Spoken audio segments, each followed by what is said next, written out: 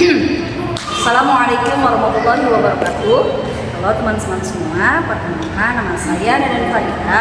Saya mahasiswi dari STAI Dr. Kaisma Hakim Purwakarta. Pada kesempatan kali ini, saya sedang menjalankan tugas dari mata kuliah Ilmu Pendidikan Islam untuk menjelaskan dari pertemuan pertama sampai pertemuan kedua. Pada pertemuan pertama menjelaskan tentang landasan filosofis pendidikan.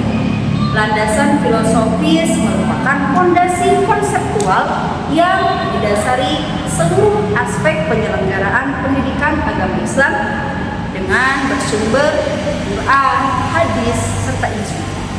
Lalu apa tujuannya? Tujuannya adalah ada menurut beberapa. Yang pertama adalah menurut Hasan Al-Banna. Menurut beliau sebagai fungsi spiritual, yaitu berkenaan dengan akidah dan iman. Lalu fungsi psikolog berkaitan dengan tingkah laku individu. Lalu ada fungsi sosial, yaitu berkaitan dengan aturan-aturan menghubungkan antar manusia. Lalu selanjutnya tentang sejarah pendidikan Islam. Sejarah pendidikan Islam ada beberapa masa. Yang pertama ada pada masa Rasulullah SAW. Pada masa ini diartikan sebagai pembudayaan ajaran Islam berbentuk melengkapi. Ada juga yang bertentangan dengan budaya Arab yang sudah ada. Bahkan ada kalanya meluruskan kembali ajaran-ajaran yang menyimpang. Lalu ada pada masa Khulafaur Rasyidin. Pada masa Khulafaur Rasyidin ada beberapa fase. Yaitu pertama ada fase Abu Bakar. Lalu ada fase Umar, ada fase Utsman serta fase Ali bin Abi Thalib.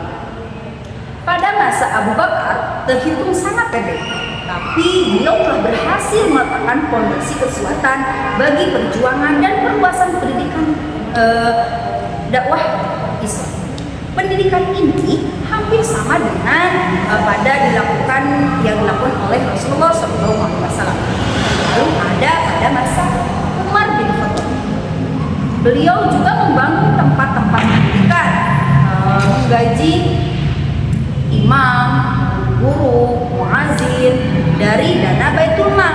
Oleh karena itu, pelaksanaan pendidikan pada masa Umar lebih mapan karena negara berada dalam keadaan stabil dan aman. Lalu ada pada masa Khalifah Utsman bin Affan.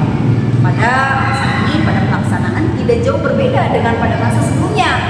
Pola masa Utsman lebih ringan dan mudah dijangkau. Lalu ada pada masa Khalifah Ali bin Abi Thalib. Pada masa ini sudah diguncang peperangan dengan Aisyah istri Nabi serta Talha dan Abdullah bin Jubair karena kesalahpahaman dalam menyikapi pembunuhan Utsman bin Affan. Lalu dari semua pada masa Khulafaur Rasyidin ini berlangsung pada 32 tahun pendidikan Islam terus bertumbuh dan berkembang. Lalu ada masa Umayyah. Pada masa Bani Umayyah, pendidikan Islam lebih mengalami perkembangan yang cukup signifikan. Lalu ada pada masa Abbasiyah, pendidikan dan pengajaran perkembangan dengan sangat pesat sehingga anak-anak bahkan orang-orang dewasa berlomba-lomba untuk menuntut ilmu pengetahuan. Lalu ada tentang sejarah perkembangan pendidikan Islam di Indonesia. Pada masa penjajahan,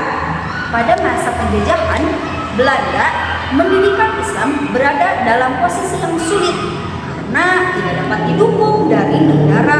Namun justru dalam kondisi yang serba terbatas itulah muncul inovasi dari ulama dan cendekiawan muslim yang mendirikan madrasah dengan sistem pendidikan yang lebih modern. Lalu ada pada masa kemerdekaan Orde Lama dan Orde Baru. Pada masa Orde Lama sekitar tahun 1945 hingga pada tahun 1966. Pendidikan Islam telah mendapat perhatian dalam sistem pendidikan nasional. Lalu pada masa Orde Baru. Pada masa Orde Baru berlangsung sekitar tahun 1966 hingga tahun 1998. Didirikannya Institut Agama Islam Negeri berbagai daerah pada masa reformasi. Nah, pada masa reformasi ini berlangsung sekitar tahun 1998 hingga sekarang. Adanya legalitas dan pengakuan formal, otonomi dan modernisasi, transformasi hingga lembaga pendidikan Islam, digitalisasi dan inovasi. Lalu menjelaskan tentang pendidikan formal, non formal dan informal. Pendidikan formal adalah pendidikan yang dilakukan jalur pendidikan di sekolah-sekolah. Jalur ini memiliki jenjang pendidikan yang runtut dan jelas. Pendidikan formal dilakukan dari pendidikan dasar berlanjut ke pendidikan menengah hingga pendidikan tinggi.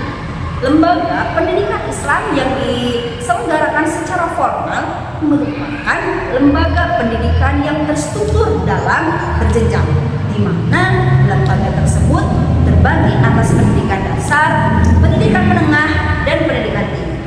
Hal tersebut juga sesuai dengan yang disebut dalam Undang-Undang Nomor 23 Tahun 2003 tentang Sistem Pendidikan Nasional. Pendidikan formal adalah pendidikan yang diselenggarakan secara terstruktur, memiliki jenjang atau tingkatan, berada di dalam periode waktu yang tertentu, dilangsungkan dari sekolah dasar sampai universitas. Pendidikan formal selain mencakup program pendidikan akademis, juga mengikuti berbagai program khusus serta lembaga yang digunakan untuk berbagai macam latih teknis dan profesional. Lalu ada pendidikan non formal. Pendidikan non formal dapat didefinisikan sebagai jalur pendidikan di luar pendidikan formal yang dapat dilaksanakan secara terstruktur dan berjenjang. Pendidikan non formal adalah kegiatan belajar yang disengaja oleh keluarga belajar dan pembelajaran di dalam suatu latar yang diorganisasikan atau terstruktur yang terjadi di luar sistem sekolahan. Pendidikan non formal bisa dilakukan oleh siapa saja. Pendidikan non formal ketika para pendidik atau guru memahami proses pengembangan masyarakat belajar. Mereka dapat mendorong semua sektor, terutama masyarakat di lokal, di komunitas mereka, untuk mengambil bagian dalam menciptakan masyarakat belajar. Di Indonesia sendiri, pengembangan lembaga pendidikan Islam non formal sejalan dengan satuan pendidikan yang ditetapkan oleh Undang-Undang Dasar Diknas Nomor 20 Tahun 2003 Pasal 26 Ayat 3. Lalu ada pendidikan informal. Pendidikan informal adalah jalur pendidikan keluarga dan lingkungan.